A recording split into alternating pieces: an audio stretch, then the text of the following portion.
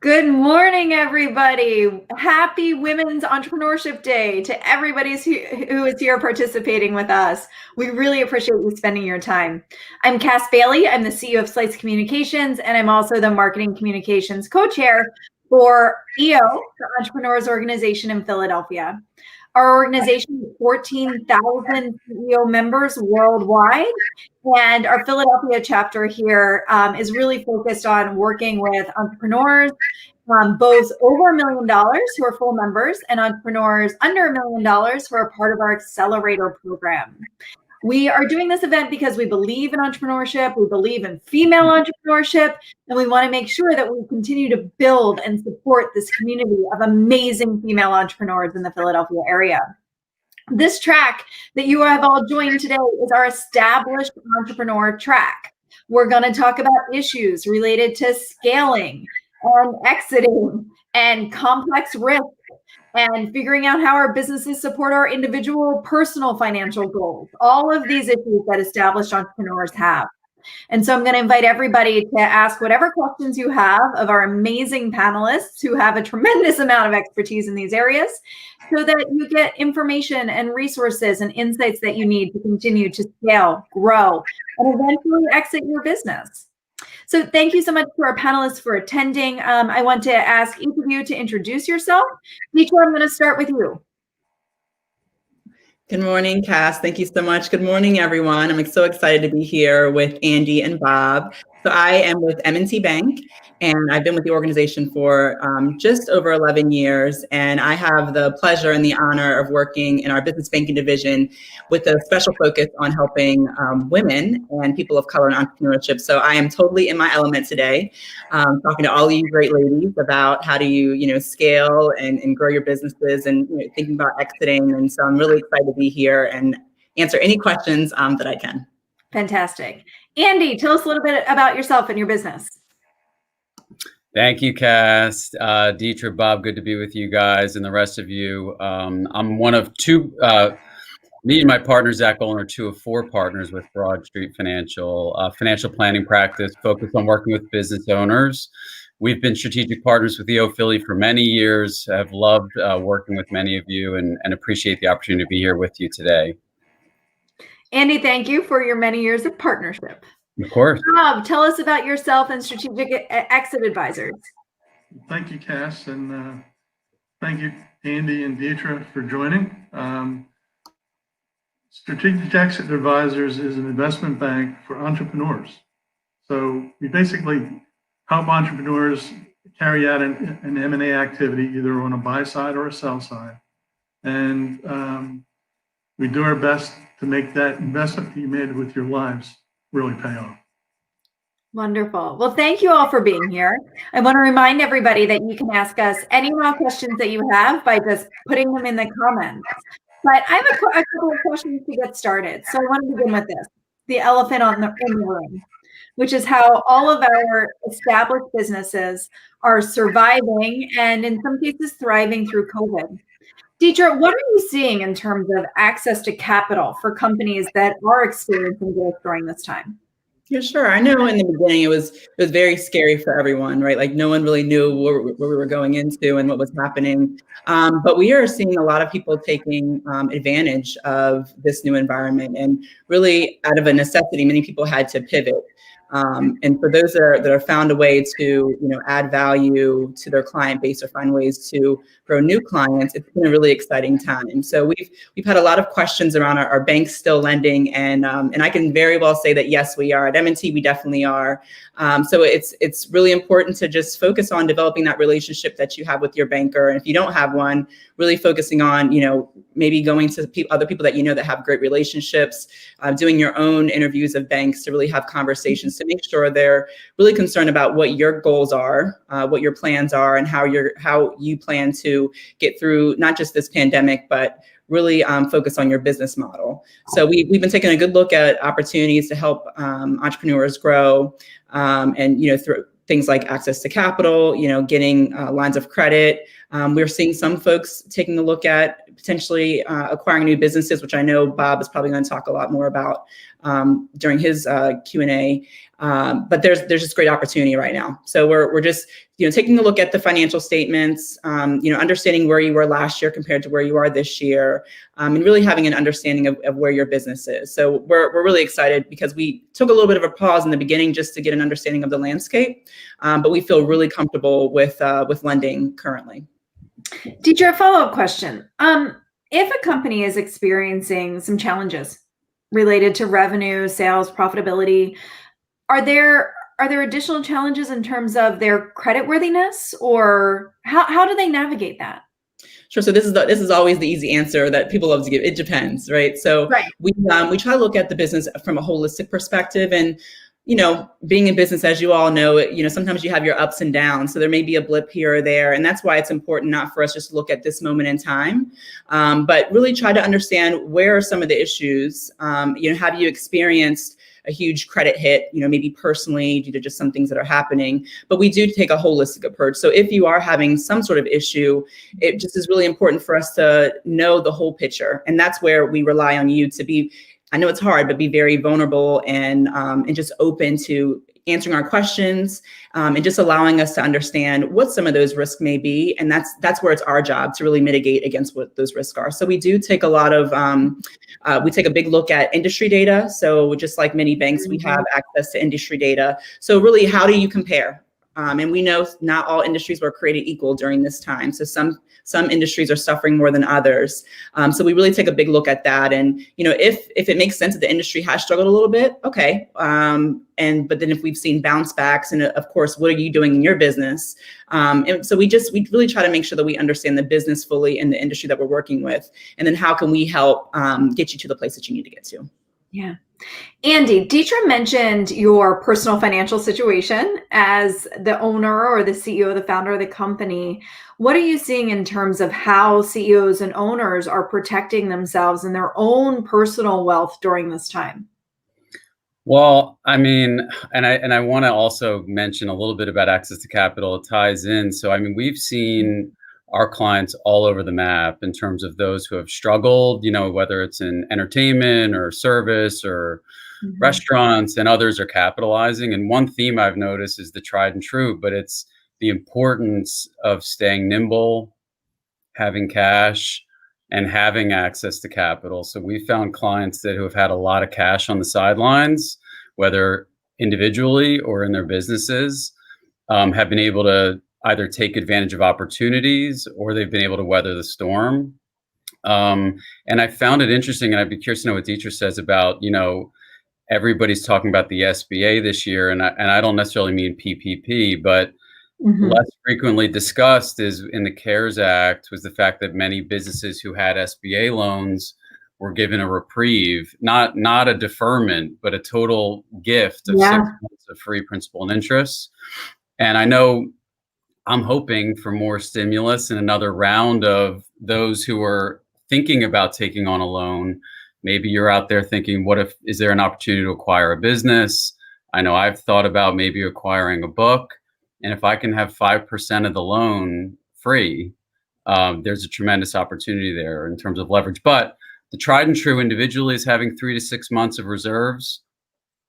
The more cash you have, the more levers you can pull, the more options you have, whether it's in a pandemic or an opportunity.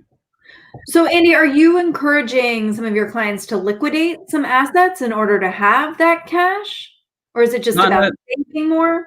No, I think it's typically about saving more.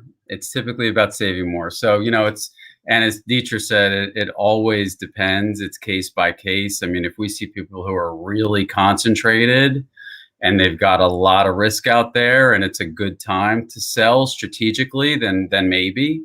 But it's more about just the fundamental practices of setting aside cash, having lines of credit, having different levers that you can pull, because you just don't know when the opportunity or when the next pandemic or downturn is going to happen.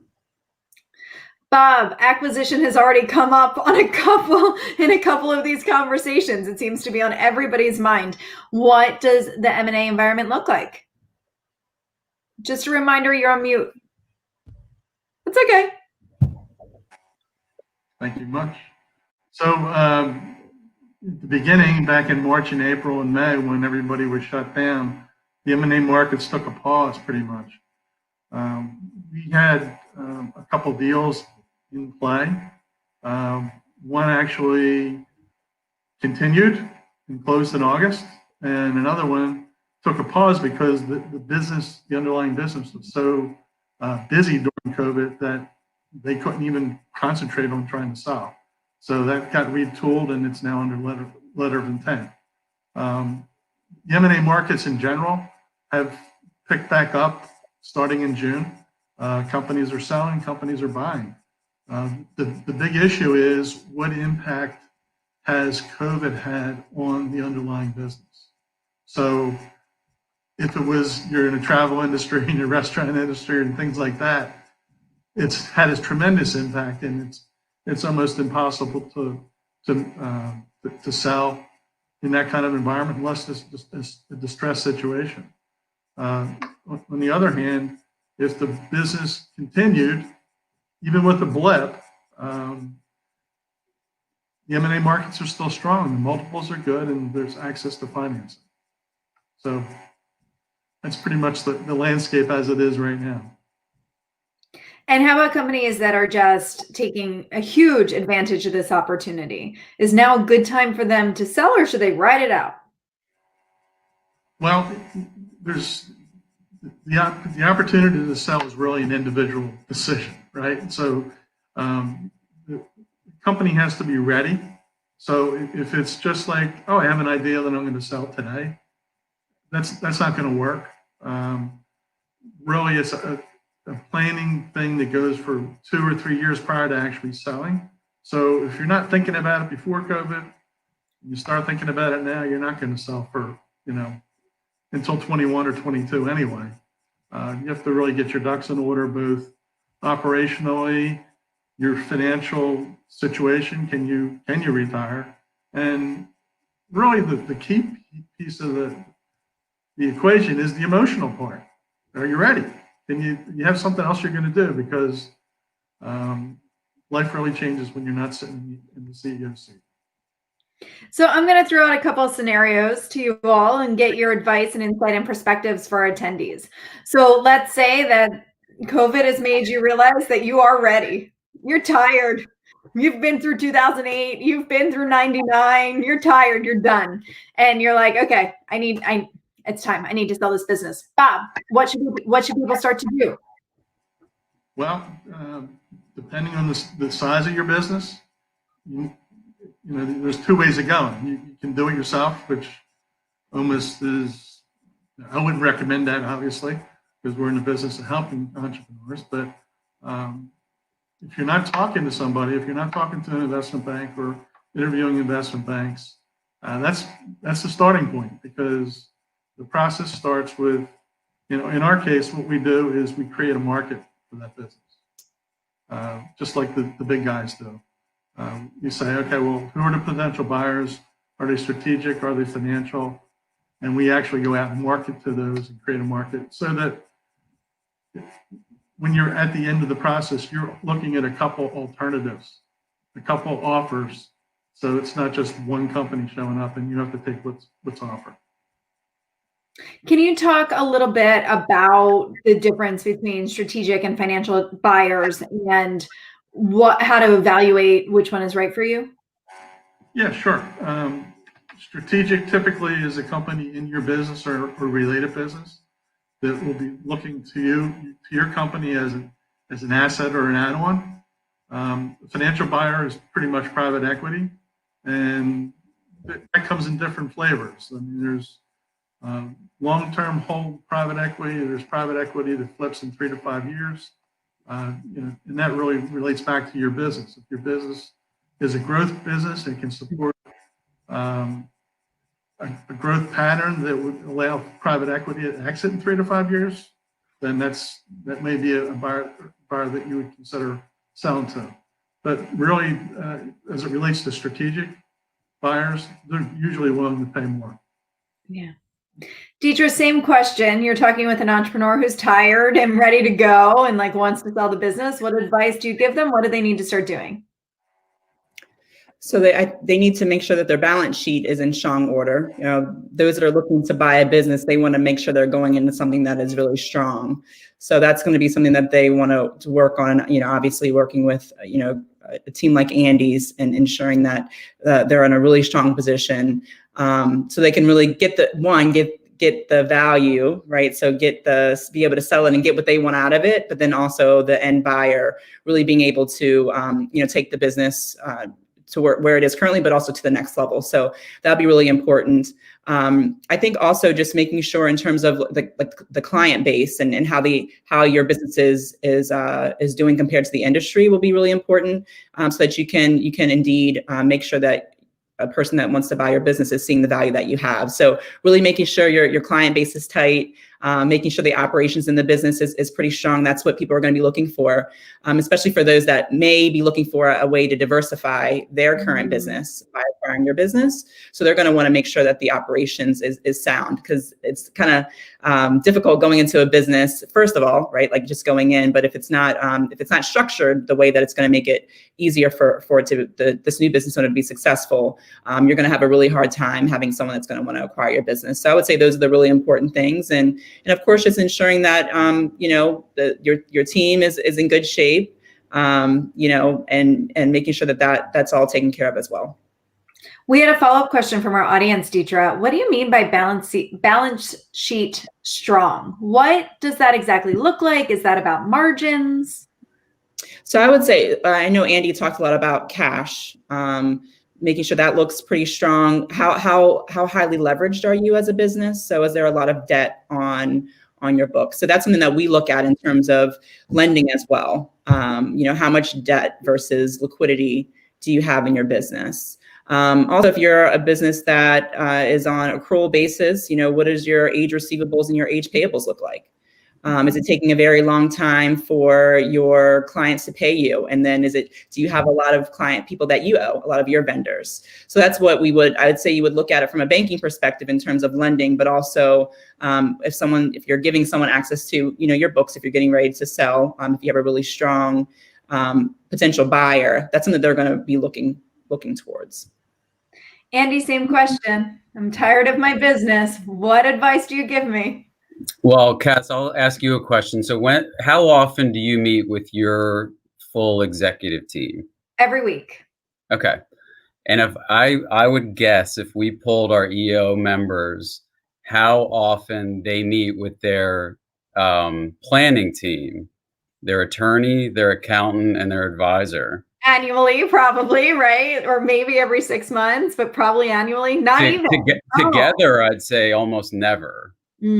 So I'd say that if they're considering getting out of their largest asset, then I think it's the most common mistake we see is that they don't get their team together working collaboratively for them. And so, of course, we need to know if I'm done and I'm tired, well, what is actually going to happen? What's the impact to me and my family? Do I have enough net, or am I going to have to go find a new job in 3 years or 5 years? What happens to my partners and my employees and all that? But everything has a tax and a legal and a financial impact. So that to me is the number one thing, is okay, I'm thinking about doing this. I need you guys. What do I need to be thinking about in order to make that happen? Yeah, and just an experience share. I did sell this business once and bought it back. But when I did that, I put together a deal team where I had my accountant, an attorney, an advisor, not my personal financial advisor, which I should have done, but a business advisor. And they really helped me navigate the sales process. Of course, that transaction did not work out, and I bought the company back 14 months later. But having that deal team was really helpful during that time. Yeah. Bob, we have a follow-up question for you. What are the determinants of strong operations or sound operations? What are determinants for that when you want to take the business to market? Okay, so some of the considerations that, and I kind of like to rephrase the question.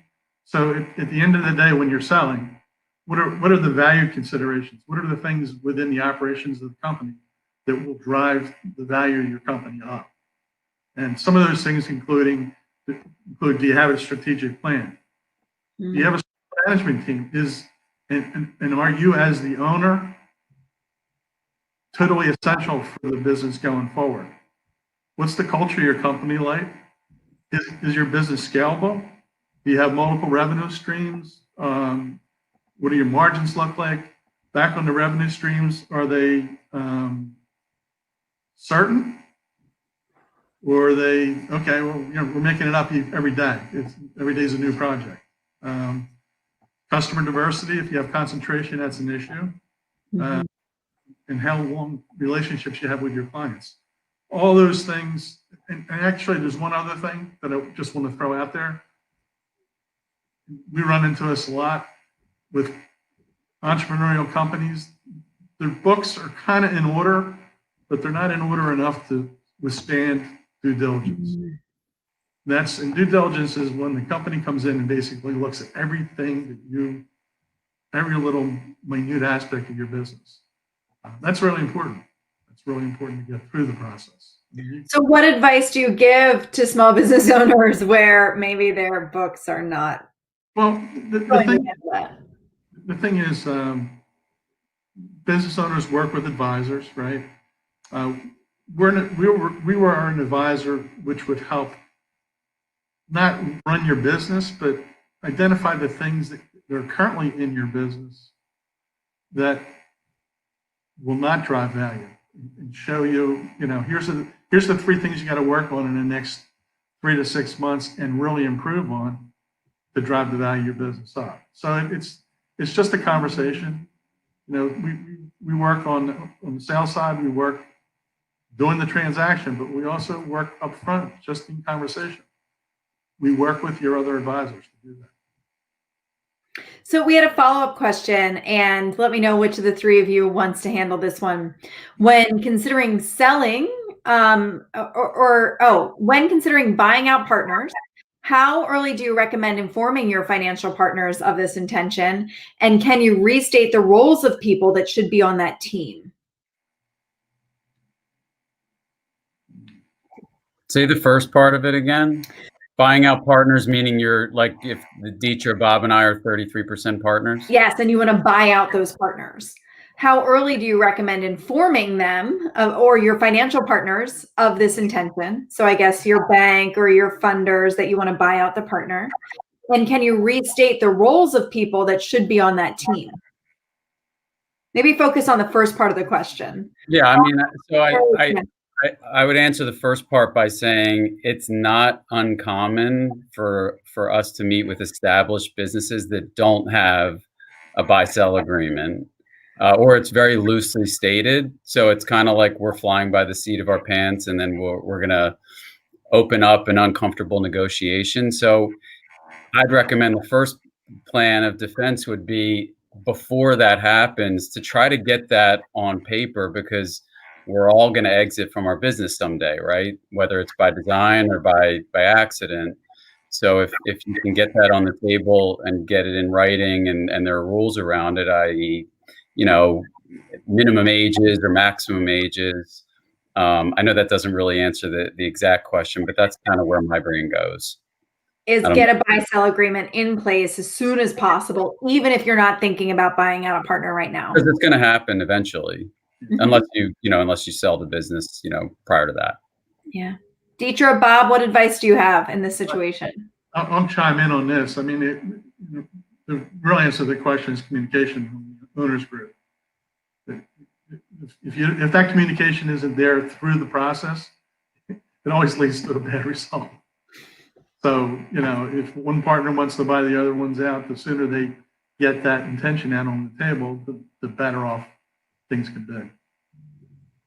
So can you give us some advice on how to bring up that conversation in a way that's productive? Well, we have that often. So just last week, I was having a conversation with a prospect, and they called us. They responded to a solicitation. We had a half-hour conversation, and in the process, I said, well, how does your ownership structure look? And it's me and another partner. I said, well, is the other partner in the conversation? And the answer to the question was no. So until you get the other partner in the conversation, we really can't do much here, because when you go to market, if everybody's not on the same page, you're not gonna complete the transaction for sure. You don't want personal stuff involved with a third party. And I think it depends on what kind of terms you're on. I mean, I'm working with two brothers right now, and the one wants out and doesn't want to tell his brother because the brother's not going to want to listen. So that's like where it's kind of like he kind of needs to put his best plan together and figure out emotionally and kind of psychologically how to approach his brother. And it just seems like it's typically, if there's no plan, going to be a contentious or uncomfortable, as Bob mentioned, discussion. So it's kind of just trying to figure out, well, what is your real motivation, and what do you think is really the motivation of your partners here? Are they having similar feelings of wanting to get out, or are they like on the opposite end of the spectrum? And you got to just kind of start from there. Yeah. Deidre, what advice do you have in this situation? Yes, I would agree with both Bob and Andy. And then also, sometimes it's best to get your attorney involved pretty early in those conversations, because they can be very difficult. It could also be a very emotional conversation, and not all about the business. So I think that's really important. And from a banking perspective, when you're getting ready to buy someone out, it depends on how was that person the strongest person on the team in terms of like credit, and their personal financial situation. So that needs to be a conversation that's had pretty early on as well, because the worst thing you want to do is figure out how to now do it on paper legally. And then when you go to try to finance this, if that said person was the one that was holding up the business credit wise, because almost all banks these days take a personal guarantee, all that own 20% or more. So now the burden is left on the second partner, or now there were two or more partners, then the other partners are going to have to step up in terms of being able to secure the business on their own. So that's going to be a really important conversation to have ahead of time. Yeah. I would just mention one quick follow-up, and this is really, I guess, for you, Deidre, but I know most banks require the personal guarantee still, but as these businesses get seasoned and can stand on their own 2 feet, and they've really built out the executive team, I mean, it's possible that they might be able to go back and get those personal guarantees removed. So it's just something we came across it with a business who was started out doing 2 million and now they're doing 20, 25 million, and the bank's, open to reconsidering that. Yep. And that's why I would say it is really important to have those conversations pretty frequently. So not just once a year with your banker, and I would call this your unofficial board of directors. So your banker, your CPA, your attorney, your financial advisors, having those conversations, because it could be a situation where, you needed the personal guarantees, but you have grown so much that it's not a contingent of the credit. So those conversations, those relationships are really, really important. So I want to switch the conversation a little bit now from getting ready to sell your business to buying businesses. If you think that your growth plan is in part through acquisition, and you're thinking, okay, this is my time, I'm ready to go, I'm ready to double down on this business, go through acquisition, what advice would you give those people? Would that be to me first? Yeah, why don't you go first, Deidre? Yeah, sure. So I think it's a really exciting time when you're able to consider buying a business. And I would say going into the purchase, really making sure that you understand the business that you're buying. So, kind of back to the conversation, where Bob was, talking about the, M&As and what that looks like. But you want to get a look at the books. And what we're going to be reviewing as a bank in terms of the financing that you may need is we want to see if that business that you're purchasing, we want to look at their net income and see if they can, what we call, service the debt. So would that business be able to afford the debt that you're acquiring? And we'll take into consideration your business's revenue as well in conjunction with the business that you're buying. But overall, your business, your current business, and the business that you're purchasing needs to be able to sustain the debt that they have. I would say also some people get nervous, especially I see in the comments, business about $1 million. Yeah, much money do I have to put down in this? And depending on how much cash that you have liquid, you can go into this. If we're working with the SBA, for example, just having a 10% equity injection. So in this case, you have to bring 100,000 to the table, and we would be able to get a guarantee potentially of up to for the $900,000. As long as the debt to income ratio for the new combined businesses is serviceable. Yep. So that might be an option. If you don't have a lot of cash, typically, banks may look at 20% or more, what we consider a conventional without SBA financing. But if cash is a little tight and you maybe want to hang on to more of your cash, at the SBA could be an option for acquiring a business. But you definitely want to make sure whomever you're acquiring, it looks pretty solid. Bob, what advice do you have for people if they want to grow this way? I'm going to move back into the beginning part of the conversation, because if you want to grow, you have two choices, right? Organic or by acquisition. Or both.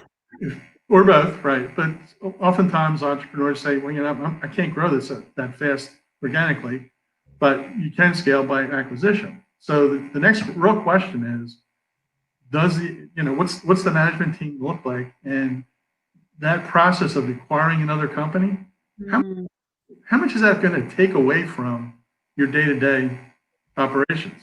Do you have the horses pretty much internally to devote the time, the 20-30% of your time to doing the due diligence, going through that whole search process?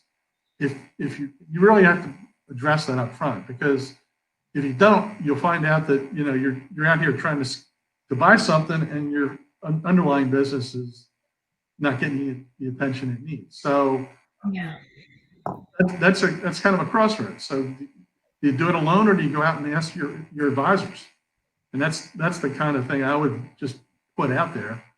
Don't be afraid to go out and lean on people that are helping you out in other areas.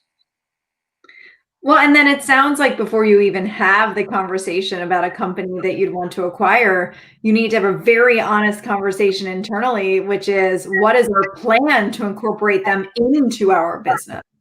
Yeah, recognizing, of course, that very, very high percentage of acquisitions that way don't really make it. They fail, right? Like mine failed. Yeah. What percentage fails, Bob? I don't know, but it's more than 50. It's more than 50. Wow. No, I wouldn't say it's a failure as much as when you look at an acquisition, you have certain things you think you're going to get from it. More than 50% of the time, it doesn't come to fruition. What are some common pitfalls that contribute to that under realization of potential? People. How people react to it. The teams, merging the teams together. You have one culture, you have a different culture. It's not easy to merge cultures. Yeah. I know you don't have a financial answer, but quite frankly, it's the people. No, I mean, if that's the answer, and we need to know that. Yeah. Yeah, I think that's definitely something to consider, especially the values. The values of your company, are they aligning with the values of the company they're looking to acquire? I think that would be extremely important, because like Bob said, corporate culture is not easy, and integrating, if there's two different cultures, will definitely cause a blip in having a smooth transition. So I'll just echo one thing. So the things I wrote down were, first was culture, second was leadership team, and third was like clear roles and responsibilities, which I know our team's constantly working on and struggling with. And then on a financial perspective, again, it's cash, access to capital in case the acquisition doesn't go well and you run into a tough stretch in the transition. And just baseline, how strong is your benefits program? If you're incorporating a brand new team, what are they experienced or experiencing prior to merger? And is this an upgrade? Is it a downgrade? Are you going to deal with some fallout there? So having a strong benefits program is important. Yeah. So we mentioned people is the primary reason that these acquisitions don't fulfill their potential. But in a lot of cases, your acquisition target, the company that you want to acquire, isn't necessarily going to let you talk to their people. Or are they? Like, how does that work? Bob, what have you seen, or Dieter or Andy? Well, if you're the buyer, you've got to put yourself in the driver's seat, make sure that happens up front before you actually sign that agreement of sale. You gotta know. You have to do your due diligence, and that's a process. Again, going back to what I originally said, it takes time. It really does take a lot of time, and we're kind of skipping past the whole process of who do you acquire. Yeah, talk about that. Where do you find the company? I mean, that's where, unless you're in a very small segmented industry and you know all your competition, and you can go pick the phone up and talk to them, that's easy. But if you're one of 1,000 companies in the country, which one do you pick? Well, I think at the end of the day, you need a little help trying to define what it is you're looking for and qualify those companies as acquisition targets. Yeah. And I would say what we've seen, if a buyer is really serious about selling their business and they've done their due diligence, again, having a team around you that can ensure that, this is going to be a transaction that you want to get involved with. But we've seen that people have been pretty flexible in terms of, maybe signing NDAs to ensure they say, okay, I'm going to let you take a look at my books. I'm going to, talk to you about my team. And then what makes this a stronger deal is many times we see that the seller will stay on for a number of months or even maybe up to 2 years, they'll have that written into the agreement. Now, if you have to get financing from the SBA, that may potentially have to be looked at in a different way in terms of how long the seller will be staying on board. But that usually helps to make a little bit of a smoother transition, because then you have the seller, making sure that the employees, his or her employees are well taken care of, and that they are buying into the culture of the company that they're selling to, and helping to make that transition smooth. So that's where we see that these the sale of businesses tends to be a little bit smoother when you see the seller is staying on board and they're helping to integrate the team into their new team. So experience sharing is a big part of what we do at EO. We talk about our experiences and hopefully they inform other people's decision making. So I would like to ask each one of you if you can tell the story or share an experience of either an exit or an acquisition of another business that went really well. Bob, do you want to start? Is this a COVID question or is this just in general? This is a general question. Yeah, so I can share a story. So worked with an entrepreneur a little over a year ago, and came to us through a referral, and he had a pretty nice business, but quite frankly, if you looked at the business historically, it had customer concentration, and that customer started weaning itself away, so their sales weren't growing. They were shrinking, right? And they were getting up in age, and they had an interest in selling. There were 3 owners, okay? Going back to the communication part, that got squared away right up front. They all agreed that this is where they were going to go. The key thing for them, though, is it took them 2 or 3 years of planning and rearranging the business before they could actually take themselves to market. So at the end of the day, they came to us and we thought the value was X, and it turned out to be X plus. So that's wow. Pretty good in the marketplace. And it was all about finding the right buyer. There's a lot to be said for finding the right buyer. In that case, we had two offers for this business. One was real low and one was real high. So it's really crazy. But it turned out the one that was real high was a strategic buyer that really wanted to integrate this firm into what they were building. So it turned out well. Yeah. Andy, Deetra, success stories to share with us. Well, I'll share one. And this is one, and I guess the high level general point is that these deals typically take years. I mean, Bob, I don't know if you want to share. I mean, it's not 1 year or 2 years. It's usually 5 years. But this client, for he had kind of faced the realization that he wasn't all that happy. He had a successful company, but stress and a lot of other things were kind of getting in the way. And he went through offer upon offer. There were probably 4 or 5 different deals he had worked on over the years. Some of them, the buyer wasn't the right one in terms of the culture of his company and the people that he really cared about. Sometimes it was the financials, but and some of this is timing and luck, and that he was in an industry that got crushed because of COVID. But he sold a year before, and if he had not done that, he'd have a company that instead of it being worth 7 figures, it'd be worth nothing. But if he hadn't gone through the process of getting his team together and getting his benefits in order and starting to kind of put the plan together, it never would have happened. So I think it's just what do you want to have happen, and starting to get those gears turning so that when the time is right, you can execute it. Yeah. Inspire us with a success story. Yeah, so this was pre-COVID, but about 2 years ago, we had, unfortunately, in our area, there was a business that employed hundreds of people, about 300 people, and they unfortunately had gone through some reputational risk. And so, unfortunately, these employees were now at risk of losing their jobs. And they had a really big city contract, the company did, and in business for almost 30 years.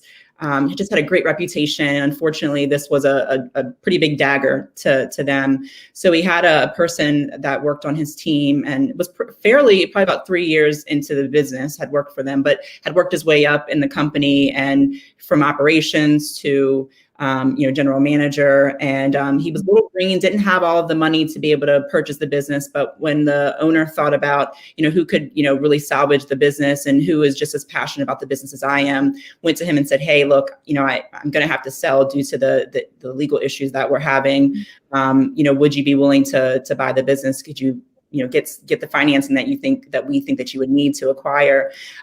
So we're able to pull together a team. He had an attorney. We helped him get a CPA that could help work out projections. They had a bookkeeper and really had them work hand in hand in creating some really nice projections to show how they were going to take the business and with this new ownership. And we worked with the SBA to get them the financing that they needed. The seller also did a little bit of seller financing. We're also able to talk to the contract manager at the city that they had the contract through, and they really vouched for them. And it's funny, they brought their whole team to us. So one of our corporate offices, there were probably about 20 of us in the room. And we were really happy that we were able to help them save the business and get them the financing that they needed. And last year, they were really thriving. Now, it may be a little bit challenging because they were an industry that's suffering a little bit right now, but we're able to save, all 300 jobs and maintain even though the name changed because it made sense to change the name, but really upheld the integrity of the company. And they were able to fulfill the contract, the big contracts that they had. So it would have been a huge loss for the city of Baltimore, as well as just for all those employees. You think 300 families potentially being at risk of losing their household income. And it was just really nice to see this gentleman. He had no idea what he was doing, but he was able to put together a team to help him purchase the business and was able to help the seller, not lose everything from having this reputational risk. So it was a really great story that we could share with the SBA, and we were really proud of the work that we did at M&T. Yeah. So these stories, we talk about planning. We talk about having strong relationships, and we talk a little bit about luck, right? In terms of exiting your business in a way that is really successful and pays off for all of the investment and all of the sacrifices you made related to that business. So I want to thank Andy, Bob, and Deetra for being here, for adding your advice, your perspective, your experiences to our established entrepreneurs. I want to encourage everybody to reach out to you, to ask you any other questions they have and to look at opportunities to do work together, because we really appreciate your commitment to our EO community and to our female entrepreneurs as well. So for everybody who is part of the conference, I want to give you an update on what's going to happen next. We are going to take a little break. And when we come back, we are going to have 2 different sessions. One is Raise Your Hand, How to Gain Recognition and Build a Personal Brand with Kim. And that is the other link, the keynote link, not this one. And then we're also going to have a session called Discover the 5 Gems Hiding in Your Story That Make You a Superstar with Parshell. And that is going to be here at this link. At noon, we're going to have our closing keynote with Judy von Seldneck, who's going to tell us her incredible story of how she started her business as a female entrepreneur in the 80s, grew it, went through so many different challenges and changes, and is really going to share with us her journey. And then at 12:30, we have our virtual networking lunch, and that is going to happen via a Zoom link that you all have. So be sure to use that Zoom link. We want to thank everybody for celebrating Women's Entrepreneurship Day with us. A reminder that these recordings will be sent out to you as well. And keep the networking happening. Keep the questions and the comments happening. Okay, we'll see you back here in a little bit. Thanks, guys. Thank you.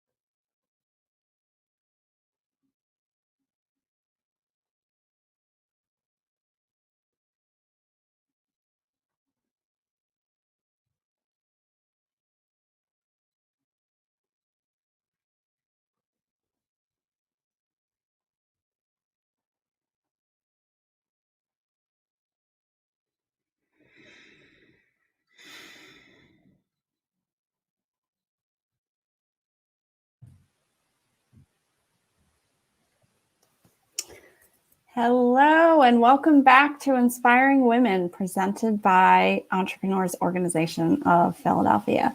My name is Angela Poynton, and my company is 11 out of 11, which is a content marketing agency that I started in the summer of 2017. I'm so excited that you decided to spend International Women's Entrepreneurship Day with us. If you don't know EO, we are a global organization of entrepreneurs with 14,000 members worldwide. There are two ways to engage with the EO. Owners with over $1 million in revenue can join a local chapter as a member, get access to a forum small group experience, and be part of global events with speakers like Shaquille O'Neal, Mark Cuban, and other legendary entrepreneurs. Owners with under $1 million in revenue can join our accelerator program and get access to quarterly strategy seminars and accountability groups to grow their business. If you would like to know more about EO, you can reach out to me personally or check out the website. Just to let you know about questions for today's session, I'll be monitoring questions in the chat, so please use the chat bar within this window to submit your questions. Now I'm excited to introduce Parshell Tashi. She is an award-winning video producer and entrepreneur for over 10 years. She has a wide experience working with well-known brands and teams of all sizes. Her expertise in production and operation is what she educates on to empower today's leaders to keep up with increasing demand for video. Welcome, Parshell. Hey, thank you, Angela. Excited to be here and to share a bit of my story. This is so exciting. So I'll jump right in. Is that good? Let's do it. You know, it's so interesting. For most of my life, I've never really thought that I was good enough. I'm not sure if anyone else can relate, but on the upside of that, what it developed for me was, I guess you could say, a gift for being able to see and acknowledge just how amazing other people are, even if they couldn't see it themselves. And so this inherently made me want to turn the camera on people like that so that they could see it too. And, you know, from there, they've been able to stand out, to grow their business to the next level. And so I want today to show you, through my giftedness and to be able to see you, how much of a superstar you are. But, you know, it is tough to do this today because I'm not sure if you all have noticed, but the digital space is just so incredibly noisy. It's so incredibly noisy. And like when I get on Facebook, I open my app and I'm just overwhelmed with so much information, so many different things from different people in similar industries. And with that, it's important to stand out. It's so important to stand out. And I want to ask you, do you know what it is about you that makes you stand out? What is it that makes you so unique and so differentiated from others that are in your industry? And I'm here to tell you, it is your story. Let me get real with this. It is your story. That is what makes the difference, and that helps you to stand out. Now, I've been in video production now, as Angela mentioned, for close to a decade now. It's pretty incredible. But what I can tell you is that the best and the most effective projects that we completed were the ones where the client didn't put on a show to try and be someone that they're not. They didn't even have to memorize a script. They showed up with the power of their story because they knew it and they were able to communicate it. So today I want to show you again how much of a superstar you are. And really the gold is hiding in your story. And that's what, let me go to my screen here. That's what I want to share today, is discovering those gems that are hiding in your story. I feel like they're hiding sometimes because we don't acknowledge them and we don't really see it. It's just our life. It's just what we do. We don't really see it as important. But I want to go through that with you today and help us to discover these aspects about our life. And these gems, I believe, are what make us superstars. And I'm going to use my story as a guide today to help you to find your own story gems. And I guarantee you as well, you're going to understand and see and witness the power of story. because more than likely you're not only going to get to know me better, but hopefully be able to like me. And it would be such an honor if there was even a slither of trust that's been earned, because that's what it's about in this day and age in business. And it's always been that way. Trust is what we earn to go up the ladder, if you will.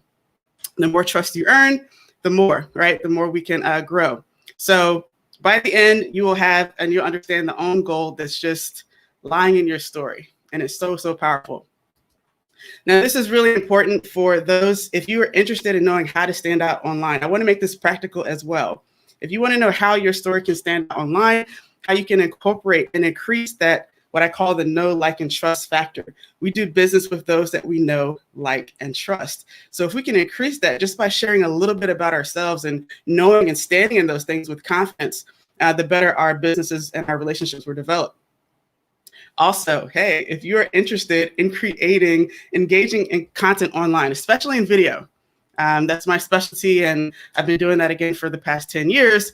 We're going to talk about that too. What to do with your gems, right? When you know certain things about your story, how can you incorporate it into your life, into your business?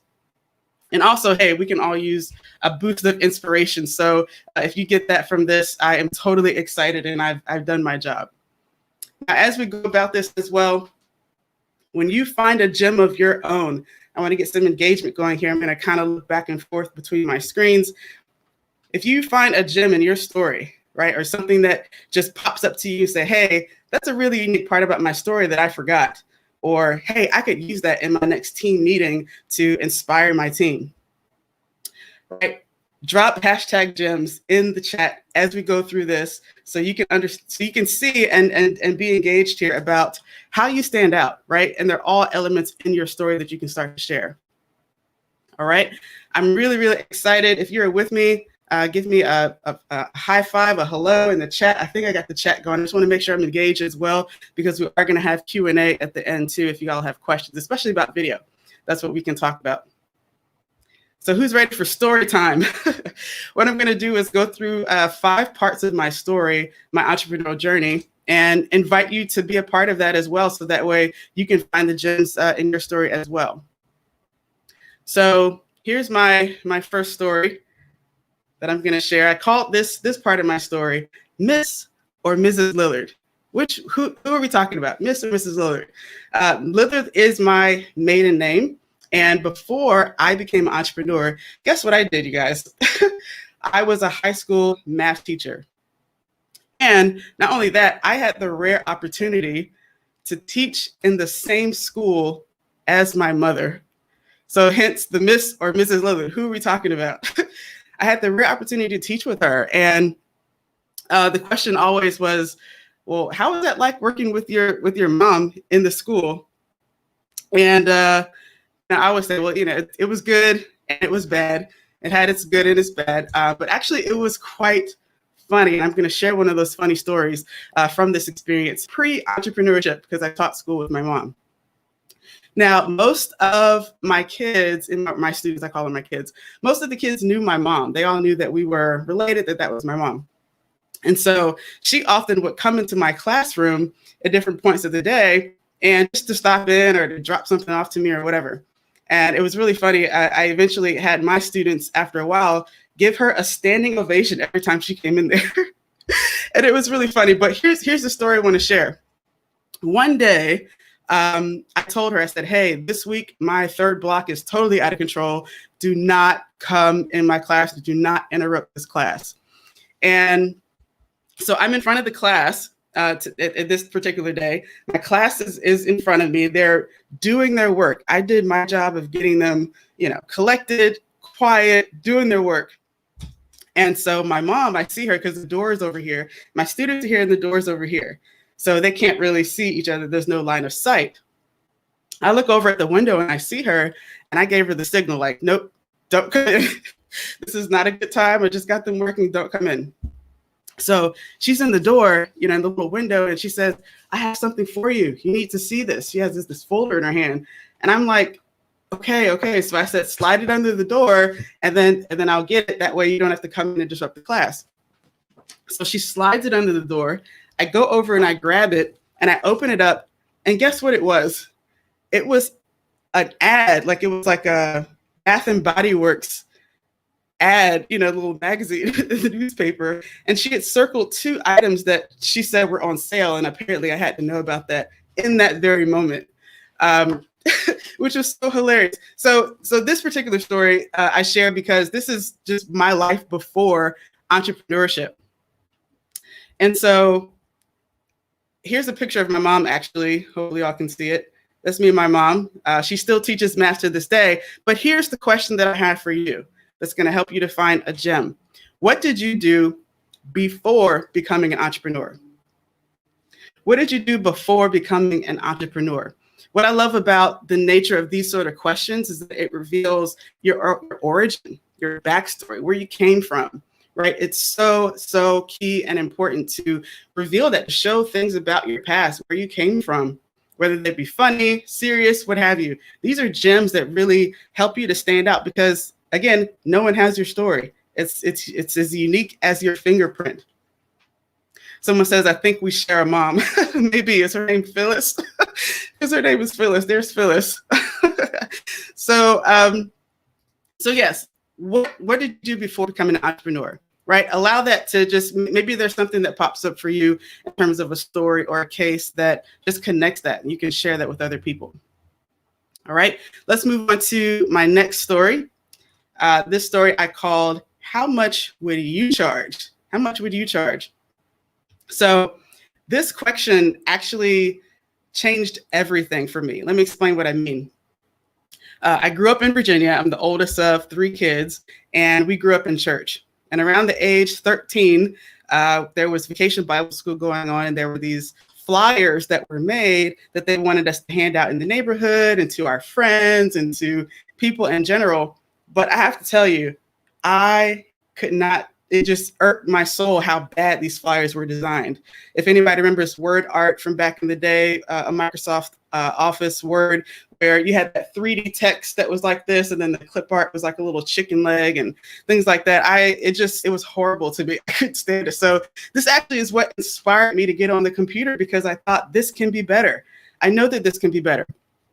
And so I did that. It got me on the computer, and I had been just doing this sort of work for free, for fun, doing logos, flyers, videos, all these things that I just literally did for fun, for community groups. But it wasn't until, right, I'm in my 1st or 2nd year of teaching, that someone asked me, hey, Parshell, how much would you charge to do this for us? And honestly, you all, it had never ever occurred to me that I could even charge money for what I was doing. It completely, it baffled me. I was like, what? So I decided, just, of course, as a teacher, you know, teachers don't make a ton of money. So I thought, hey, I'm going to do this, and I'm going to do this just to make some extra money on the side. How many of y'all, you know, that's where entrepreneurship, I think, really starts. So like, hey, what do I got to do to get some more movement going around here, right? Y'all, I found myself so excited by business, by entrepreneurship, being my own boss, especially in a school where, you know, there's a bell that goes off at a certain time that dictates exactly what you're supposed to do at that moment. And so I just found myself just really, I guess, bit by the entrepreneur bug at this point. I found a business coach, which was really instrumental at this point in time. And essentially, he helped me to transition and set some goals in place that allowed me to quit teaching in the next 2 years. And this was really great. So there was a transition point where I was doing both teaching and pursuing this video business.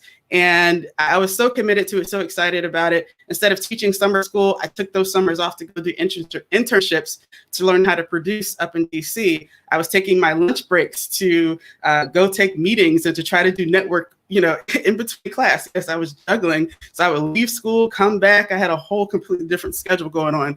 But I was coming back from those lunch breaks with signed contracts. I was coming back to show my students, hey, I worked on this project. Since we're done with class, you guys want to see it?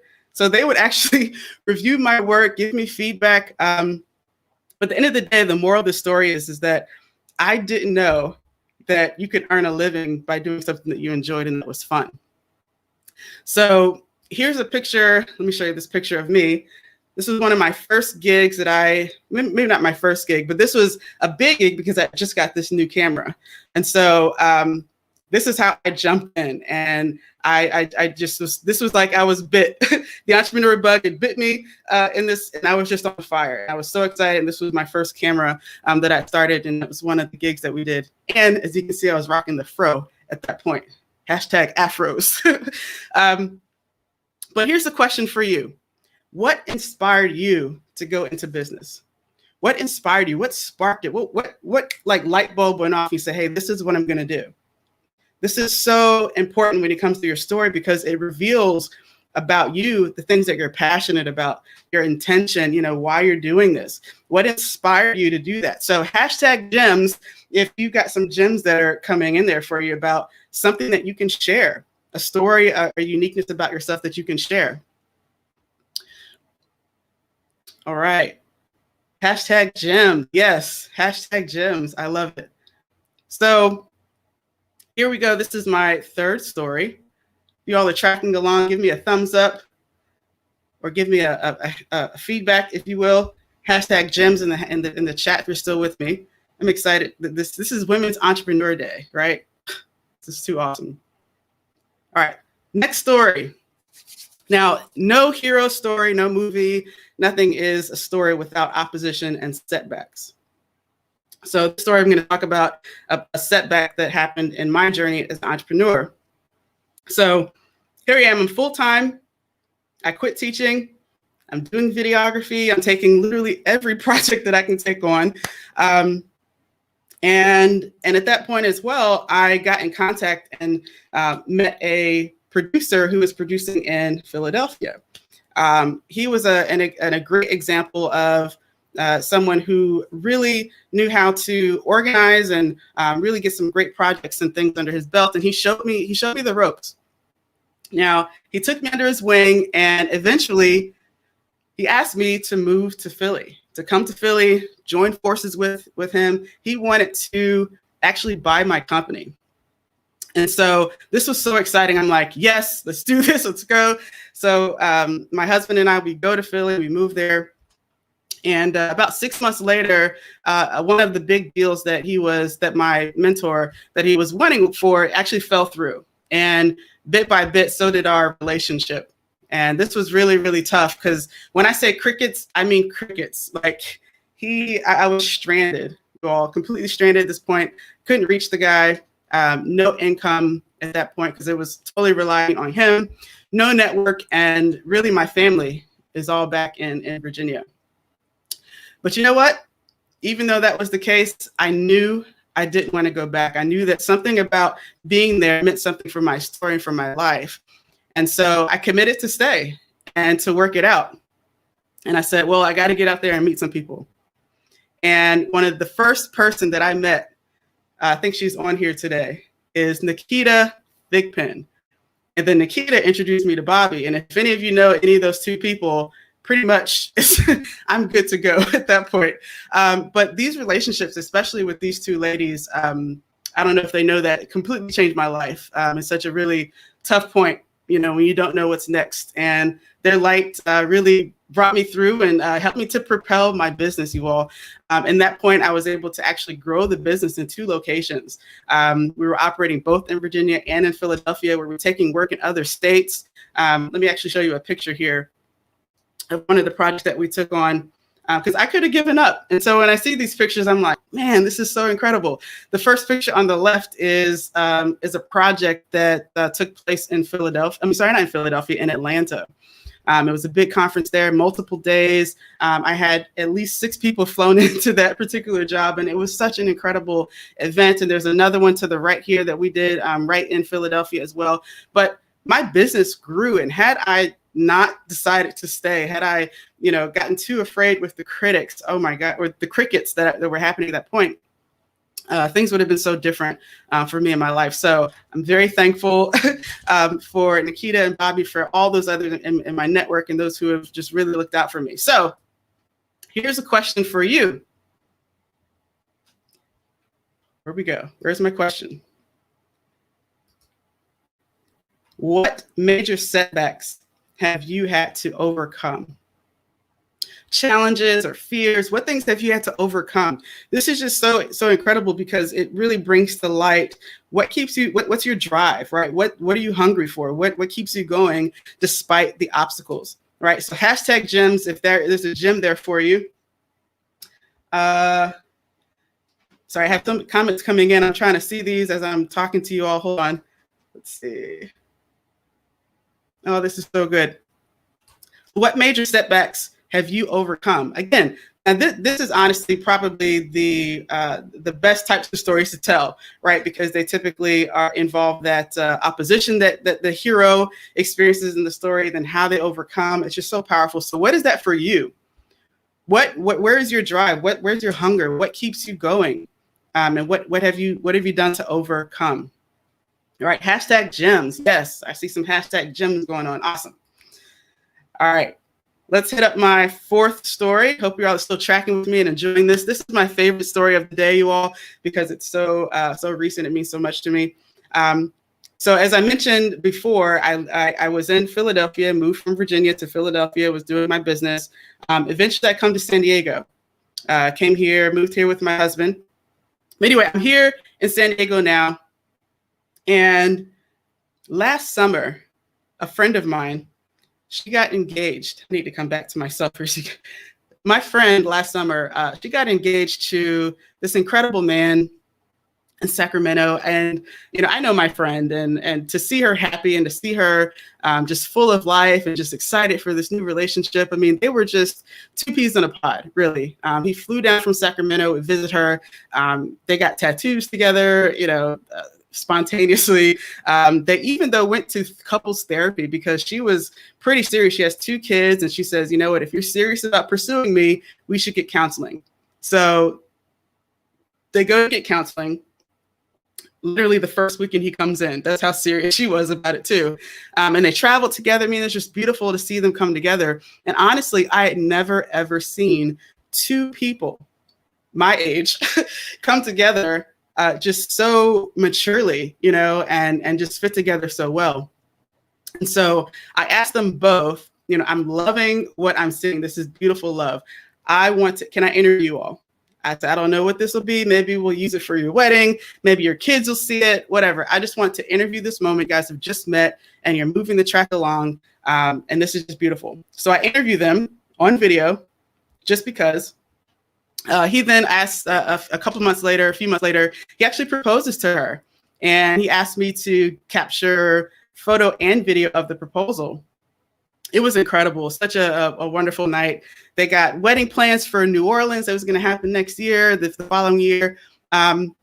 Things kind of changed. You probably saw this coming. Things started to change because in the weeks to come, several things happened, so many different pieces of the story, but it led up to this really shocking and devastating discovery that this guy was a con artist. And he had we found out later that he had been to prison twice for fraud. And he had done this the same sort of scenario of, courting a woman and then proposing to her and then somehow getting her money. He had done this to several women that we found out a little bit later. My friend was absolutely devastated, and I was devastated as well. I'd met this guy, I'd been around both of them. I was totally in support of what they were doing in their relationship. But at this point, my friend, after we, of course, came across this information, she decided to speak up and use her voice and to make other women out there aware of this activity that was happening online. She just didn't want this to happen to anyone else. And so we essentially, for whatever reason, said, well, let's just make a video of it and put it out there. That's the best way we can explain this. But I said, hey, you know what? I have all that footage. I was like, I have all that footage from you guys sitting down and, I interviewed both of you and got all these pictures.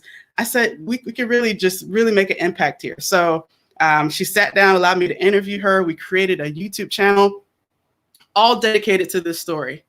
Let me show you the picture of them two here. Beautiful couple.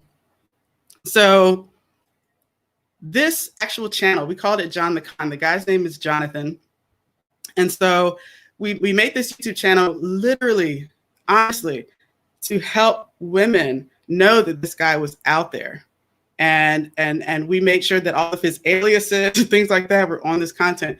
But what's so powerful about this is that to this day, this project has gotten over 200,000 views collectively. And it was interesting. People were waiting for the next episode to come out, like, hey, when's the next part coming out? But what was most impactful about this was that women reached out to us and really thanked us for sharing this, because they had known this guy before at some point, or he disappeared and they didn't know why. And so for me, this is a project that I really hold dear, because I was able to really firsthand witness the power of telling your story and speaking up and coming from a place of helping people, you know. And I call this particular story pro bono because I wasn't paid to do it. This was such an incredible, I mean, it just, you know, the part that really makes you excited for being here, you know, and you feel like you're part of a purpose. Like, this is one of those projects and those stories for me, because to this day, women who could have been in his path, you know, now are warned, and this cannot happen to them. And so this has meant so much to me, and makes me so proud to be friends with this amazing person, and her just having the bravery and the courage to tell her story. Because for all the other women that this happened to, mind you, there are over 30 that we know of. Over 30 women that have reached out to us and said, oh my God, thank you for sharing this. But each of these women were Black single mothers. And so just to know that we've been able to impact their lives in some way really, really means a lot. So here's a question for you. And that question is, as a misspelling there, what accomplishment are you most proud of? What are you most proud of in terms of your business and your life? What makes you the most proud? This is a question that's just so exciting, because it reveals a sense of your values and the ways that you contribute to others, right? So if you've got a hashtag gem there, drop it in the chat, hashtag gems, because we're picking up jewels here, things about ourselves, things about our story that we can share with our audiences, with our clients, with our team, with our family, with our spouse, right? All of these things. All right, and here we come to my fifth story. I call this When It All Comes Full Circle. So what's interesting, when I grew up in the church, and I was very devout, Christian, even into my college years. And one year, this is my freshman year, I was in college. I'm a math major, and my focus of my math degree was computational and to go more of an engineering route. But at this retreat, I just finished my freshman year, and I remember being so open and just really just wanting to know, like, what am I supposed to do? What am I here to do? And in that moment, I really felt and heard one word, which was to teach. And it hit me so strongly that I decided to change my major, or the concentration of my major, from computational to education. And so this was a really big step for me, but I knew that this was something that I felt very strong that I was supposed to do. At the same time, though, when I decided to leave teaching, I felt conflicted.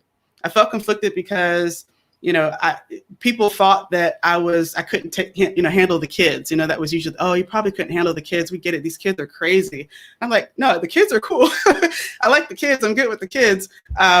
But I felt really conflicted because I still wanted to be around the kids. And I remember when I left teaching, I said to myself, I said, you know what?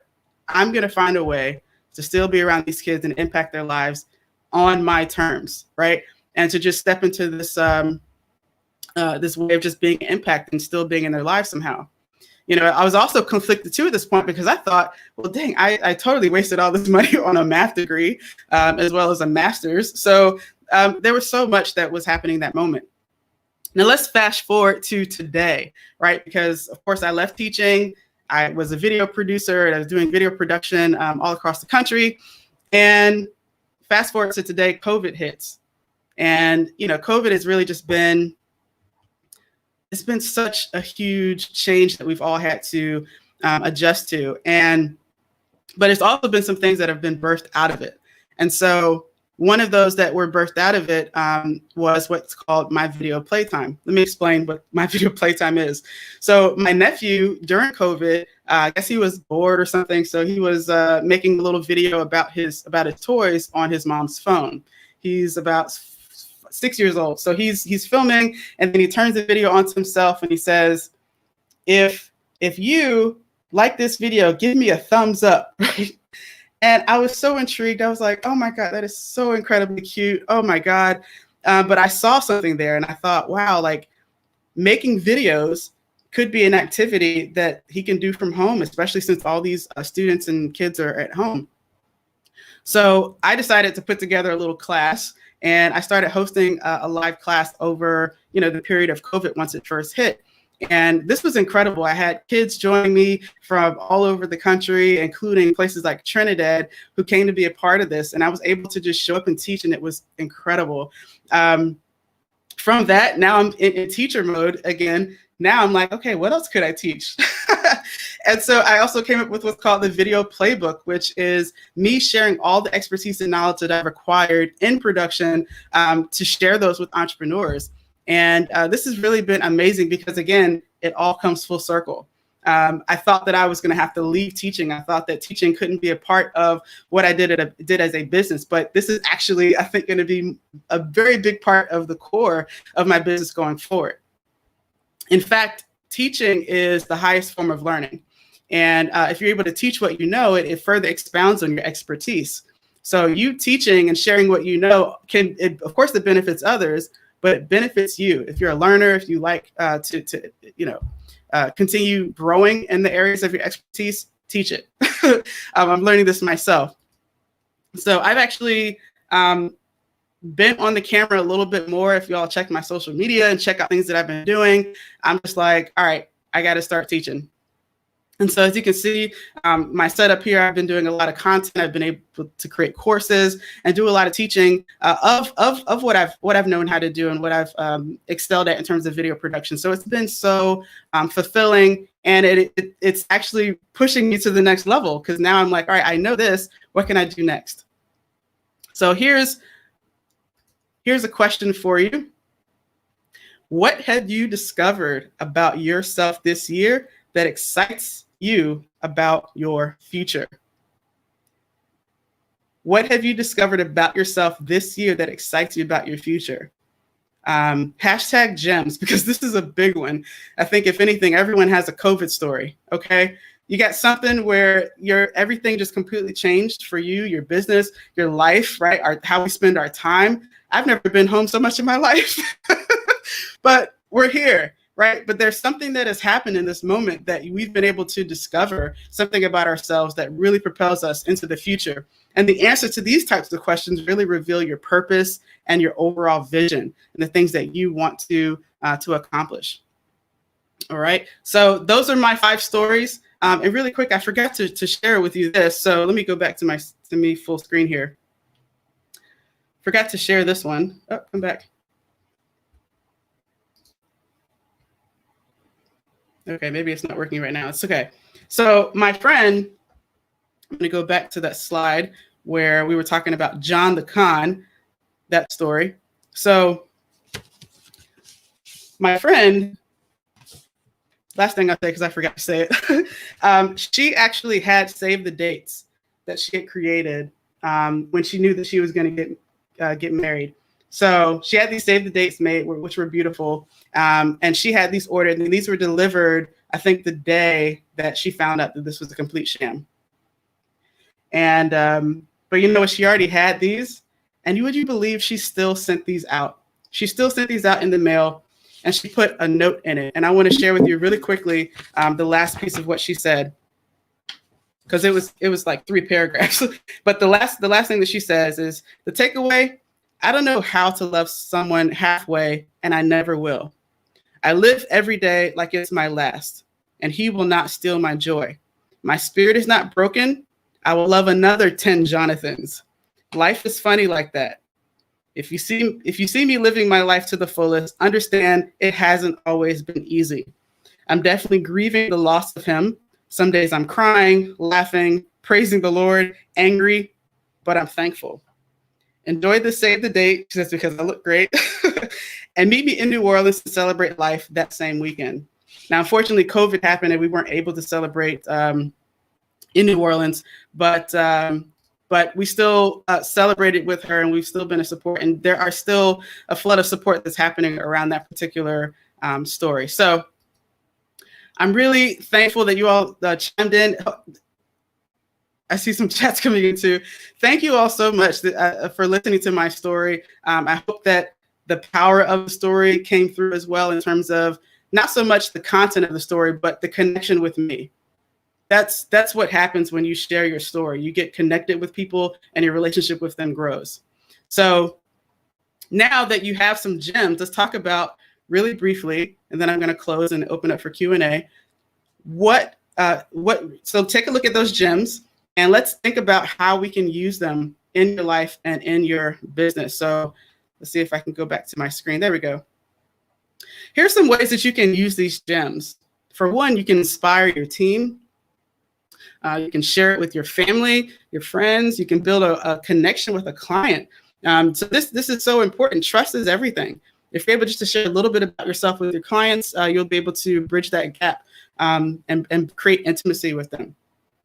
And also you can use these gems, every last one of them, to create content, especially video content, to really share your story and to do that. So what are some other ways, if you all don't mind me asking and put in the chat, what are some other ways that you can use these gems in your life, in your business, in your content, with your team? What is that? What are those ways for you? I encourage you to explore those things because it's limitless. You can really use aspects of your story even to benefit yourself, right? To feel a sense of confidence. Because you know what? When I think about some of these stories and even sharing them, I'm like, you know what? Parshell is a badass and, she's unstoppable. This is how I feel right now because I'm thinking of these stories. So this can also benefit you and what needs to happen next in your life and your business, right? So a closing thought that I have for you all is this. Your achievements feel small to you, right? And this is me. I'm like, oh, it's not that big a deal. Things that we think are easy or, they're just small to other people, they're magical. They're magical. To them, it's like watching a magic show to see you at work. To you, you're just like, just another day, just like the back of my hand, just keep it moving, right? But to other people, it's magical. And so if we're able to really shine a light on that, it'll really change a lot for our business and our lives. So remember, you are a superstar, and I invite you to share your gems with other people, right? So thank you all for hanging out with me. I'm going to open up now for any questions that you have about video, because that would be my next challenge to you. Make a video of some sort, share it with, even if it's just for one person. Do this and watch what happens in your life and in your business. So any questions? Any questions? Let me go back over to the chat here. Thank you so much, Parshell. That was amazing. And for those that don't know, Parshell and I have worked together. I'm a content creator, mostly on the written word side of things, and Parshell obviously on the video side of things. So we've collaborated on some projects together, and she's wonderful to work with. I had a couple of questions just to get us started, and then certainly if others have other questions, they can enter them into the chat. So we know the EO group is, growth-oriented organizations, and sometimes the owner wants to be on the forefront, and sometimes the owner of the business doesn't and really wants the business to thrive. So I'm curious what advice you'd give, or if you've seen this done well, maybe some examples of when it's appropriate for an owner to share his or her story, and when it's appropriate for the story to be about the business. Gotcha. I think for me, I think about essentially the goals of the business and what they're trying to accomplish. I think that if they're looking to be more transparent, or maybe they need to bridge a gap where their customers are concerned, then that might be an area of newness that owner needs to explore about just opening up about something about themselves.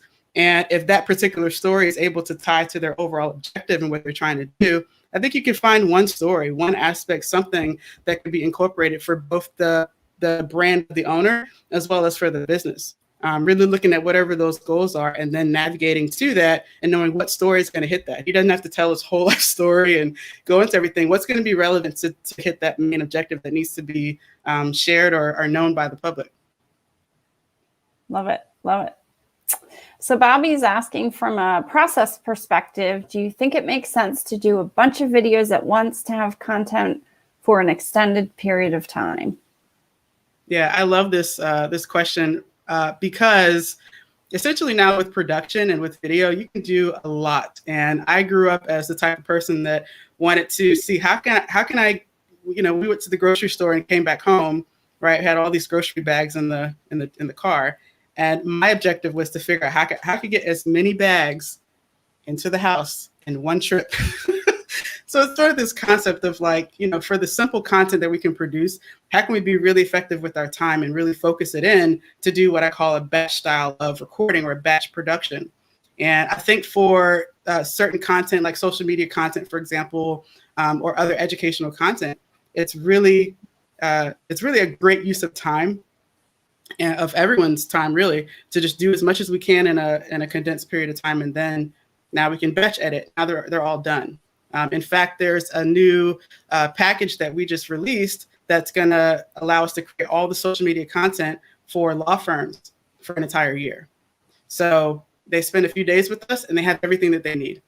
And so this really, I think, is a powerful way to do it because there's so many tricks you can do with it too. You can change your clothes, you can put a hat on, take a hat off, and you can really create content that's like, you know, it's a different day. So I really recommend that for, you know, the type of content that you just know, you can just really just do in a natural way, whether it's interview style or just teaching something that you know. Can you talk a little bit about what that looks like? I'm curious. So I know we've worked together, was remotely. I don't even remember if it was during COVID or pre-COVID. I'm pretty sure it was before. But talk about how you're working with people during these times. You mentioned working around the country and remotely. So is it the person telling the story remoting in from home, or how is that production happening? Honestly, my approach recently has been in empowering them to do the minimum of recording themselves. Because in this environment, this is, you know, it's much difficult to, you know, to get around and to go physically and be together. So one of the courses that I put together, it's in the videoplaybook.com, which I think I had in the slide somewhere. But the videoplaybook.com, this is a place where they can come and learn how to get a setup like this. So I have an actual camera connected to my computer. So my computer is seeing my digital DSLR camera as the webcam. And so with this setup, now I don't have to take a memory card in and out. I don't even really have to put it into an editing system. If you're able to do this and hit record right from clicking the button on your computer within a software, you can do so much content right there, or send video messages or what have you, and it can be professional. It can have a really quality look with the blurred background and a little light. It's a very simple setup. And this is, I think, what's gonna really propel us forward to take more ownership of that part. Because when you look at the video production process, there's typically the planning, the filming, the editing, and then the delivery and where it goes. So if my client, who that's what I'm doing right now with a lot of my arrangements, if my client can be empowered to, you know, record themselves, then I can help them the rest of the way and help them develop the messaging, so forth and so on. So it's been more of like, you know, showing them how to do certain things that I know how to do. So that way they can just send me what they have and then we can take it from there. That's one way that we've been working with some of my clients. That's so great. And I love that, you know, pre-COVID, I think we all felt pressure to be overproduced. And one of the gifts from this experience has been seeing the interiors of people's homes, like feeling like people are way more real. Not that you should maybe be showing up on a Zoom in pajamas, but like we just kind of downed the volume bar on how produced we have to be as business owners and individuals. And I love the idea of like, you know, an easy setup, a change of clothes, and you could kind of create your own library of content. Exactly. A couple more questions for you. So How many videos have you done at once as a way to have the content available for a period of time for marketing purposes? Is it possible to have too much? Good question. So the most that we've done to date was 22 videos in one day. We also had lunch and breakfast. So we had breaks and everything. But we were able to get through 22 pieces of really meaty and engaging content within a day. So that, I guess, if we were to say like a record, like that's the record right now. Going forward, when I mentioned the package for law firms, we're looking to do as many as 52 pieces, but we might do that over a course of 2 to 3 days versus one day. That would be insane. Yeah. But yeah. Yeah. And for you, do you specialize more in the doing these days or in teaching? The teaching side is really intriguing to me, of course, because I've, like it comes full circle, right? The teaching part has been really interesting, and I find that a lot of what I'm doing is going to that direction. And there are going to be some programs, and I have a program that I'm beta right now, which I walk alongside the client.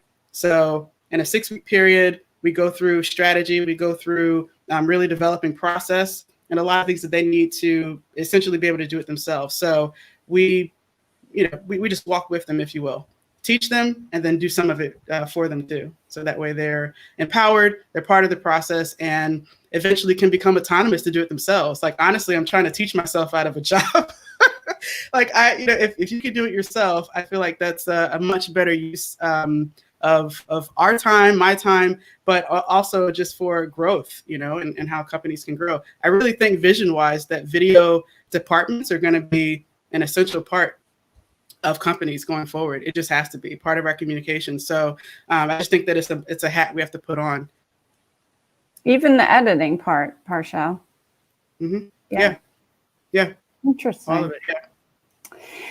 Once you have a high quality video complete, are there ways you suggest repurposing that one video to create more exposure? Yeah, especially for long form content. It's useful for long form content for sure. So let's take, for example, that you have a podcast and it's a video podcast. Typically, those can be repurposed into other types of content. So you can have a written post from it. Of course, you have the audio post. You have your video post. You have and then you can take that long piece and split it up into maybe the highlights of that particular section and share those out. What I recommend, though, is to have that long form, to have one house or one home that I consider. Whatever that platform is where that one piece lives, it should live there. It should live there. And then all of the other pieces should be distributed out on all of your social media as shorter pieces to bring them back to that one central place. It's much more efficient for tracking and knowing, how efficient this is and so forth and so on. And generally speaking, that one place for you are you like a YouTube fan, or if people are thinking about creating more long form content or developing video content around their story, do you see a lot of benefits of posting that on YouTube?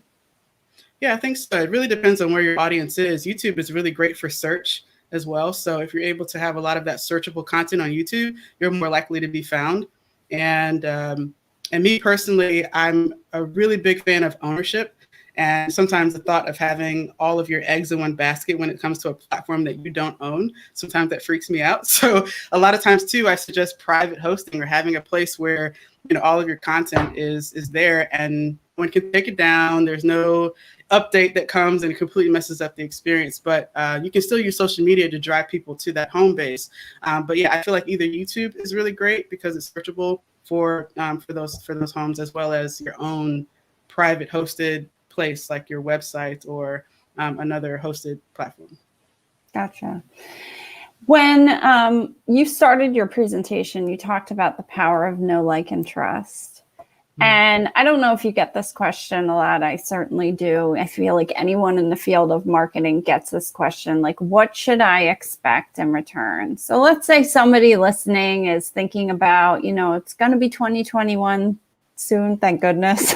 And, maybe this is the year I do my video podcast or drip out video content on social media. Talk to us about, like, how you look at ROI for that, or maybe you don't, and maybe you just look at the power of know, like, and trust and how that impacts the business. Yeah, I think to me it's all the same. But what I will say is that I feel, and you might appreciate this too, Angela, from the marketing perspective, is that we've been used to this funnel concept, right? You have this funnel, people come into the funnel that don't know who you are, and they go through a series of interactions with you to hopefully get to the bottom of the funnel, which is they're a client.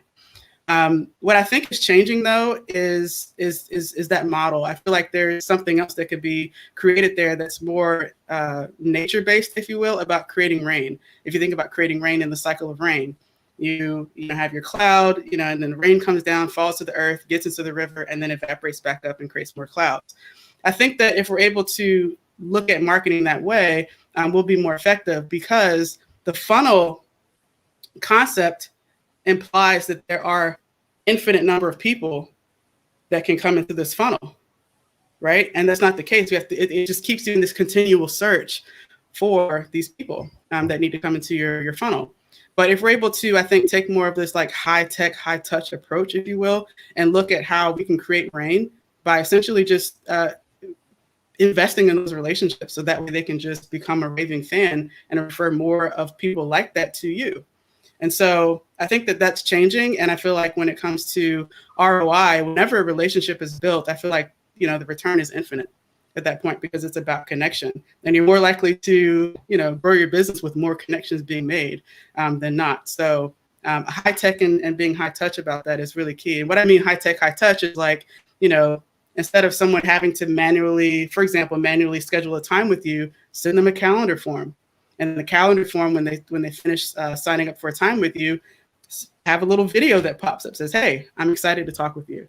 Right? Then, just think about all these like really intimate touches you can create along this, and those connections will produce an infinite return, I believe. Yes. Yeah.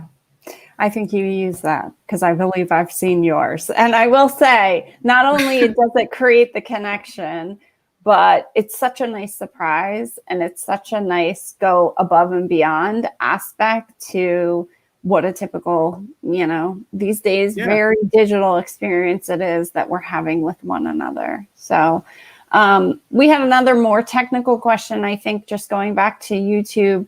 Any thoughts on YouTube versus Vimeo? Yeah, they both have their pros and cons, if you will. It just really depends on your strategy overall. Like I said, YouTube is great for, searchable content, ways that you could be found, and as well as building a base. Vimeo gives you a little bit more control over that. So when I talked before about owning your content, instead of uploading to a YouTube channel where that could go away, right? You have a Vimeo account that you pay for, and you pay for your content to be hosted there. And then you can embed those videos onto other places. So Vimeo is just a video hosting platform that allows you to host it there. And then, but Vimeo is not a searchable platform, So it's really just a video host. Those are the main differences between the two. So if you're looking to do something more, we have more control over your videos. That's a great, Vimeo is great for that. I have Vimeo as well. The other thing too with Vimeo, if you ever notice on YouTube's objective is to keep people on YouTube, right? That's why after you finish watching a video, they're going to try to recommend something that's similar, recommend something that is going to, go down the rabbit hole a little further for you. And sometimes those suggested videos are your competitors or other people. YouTube is just doing their job. So sometimes that's something that may be a factor that you consider and say, what, I should just have it on Vimeo versus YouTube. So it really just depends. But those are some of the major distinctions between the two and why you would choose one over the other. Yeah. Talk to us about maybe a project that you've worked on, either teaching a client or helping a client produce, where you felt like they told their story in a way that, was a beautiful use of video and really, you believe, made an impact either on the entrepreneur themselves or on the business? One in particular that comes to mind is one of my favorites is Denitra Hampton. and she's a nurse educator back in Virginia. And she just started just opening up and sort of telling her story and on one of our projects. And she's so passionate and everything just really came through beautifully. And as a result, I mean, she's attracted the attention of OWN through her content. She's attracted a lot of license deals for her content and what she knows how to do. And she simply just showed up and just shared her story and talked about her story. And but I would say hands down though, the John the Con one, that's my favorite. That one, oh my God. I mean, just the courage and the vulnerability it would take to do something like that, because, most of us women, we would be too embarrassed to say anything about what happened. It's too embarrassing to think about what are people going to think about me and all of that. But yeah, it's almost like that one takes the cake for me among all the others. But for sure, every time that people showed up and shared their story, it just, for one, it made the shoot better. There were less takes. And eventually, as they start talking, they forget that the cameras are on. And so I've been able and had that privilege of seeing that happen right in front of me. Because they just sort of forget the cameras are there and they get caught into the story and in the moment. That's awesome. I love it. Well, you've definitely inspired all of us today, given us lots of ideas and given us, I think, the confidence that we need to be able to share our own personal story and various aspects of that to create that deeper connection with people. And so thank you for revealing all of that about yourself today and for getting our ability to get to know you a little bit better across in today's session. That was awesome. Yeah, thank you so much. Yeah, thank you. And I encourage everyone here, if you're scared about video, haven't done it in a while or whatever it is, even if you've done it a lot, I encourage you to make a video for just one person. Could be a prospect, could be a client, could be a loved one. Do it and see what happens. Love it. Love it. Yeah. Well, I think I'm going to say that that's my biggest takeaway today is that, thinking about creating videos for the masses of people, whatever that might be, your entire prospect database or a campaign that you want to launch on social media, sometimes can be so daunting that we don't do it, right? But yes. You gave a little nugget where if we think about creating a video for one person, that seems very achievable and something that we can all do and take action away Absolutely. from. Awesome. So as we wrap up today, if you guys want to comment and put your biggest takeaways in the comments in the chat, that would be great. We're going to take a 15-minute break now, a little bit more than that, I think 18 minutes. And when we return, we have the closing keynote, with Judith. You'll need a different link for the session. And then don't forget to join us for our networking lunch following the closing keynote. And you'll get a different link for that session as well. Thank you so much, everybody.